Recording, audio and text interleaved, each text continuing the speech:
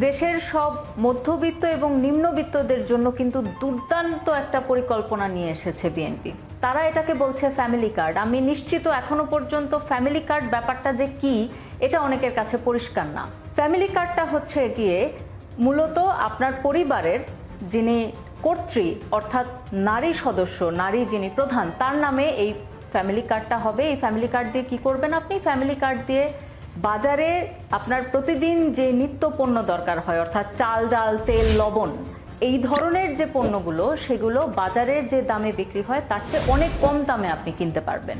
আবার কিছু পণ্য একেবারেই বিনামূল্যে পাবেন।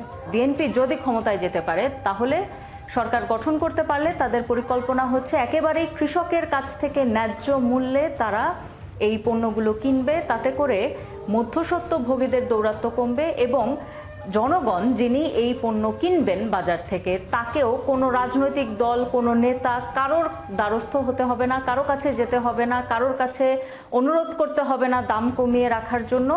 তিনিও একটা সুনির্দিষ্ট পরিকল্পনার অংশ হিসেবে কম দামে সেই পণ্যগুলো পাবেন এবং যখন এই পণ্যগুলো তারা কম দামে কিংবা বিনামূল্যে কিনতে পারবেন তখন তাদের প্রতিদিনের যে বাজার করার চিন্তা, জিনিসপত্রের দাম বেড়ে যাচ্ছে তার যে চিন্তা এবং এর যে নাভিশ্বাস উঠে যাওয়া কম আয়ের মানুষের, সেই চিন্তাটা তাদের দূর হয়ে যাবে। এতে যেটা লাভ হবে সেটি হচ্ছে দেশের মানুষের খাবারের চিন্তাটা প্রাথমিকভাবে দূর হবে। এবং যদিও বলা হচ্ছে প্রথমে 50 লাখ মানুষকে এই কার্ড দেওয়া হবে, কিন্তু পরিকল্পনাটা হচ্ছে দিন শেষে সবাই, সারা দেশের সব মানুষ এই ফ্যামিলি কার্ডের আওতাভুক্ত হবে যদি বিএনপি ক্ষমতায় আসতে পারে। এবং এখন পর্যন্ত শুধুমাত্র দলীয় ফোরামে বা দলের ভেতরে আলোচনায় কিন্তু বিএনপি এই বিষয়টা নিয়ে সীমাবদ্ধ রাখেনি।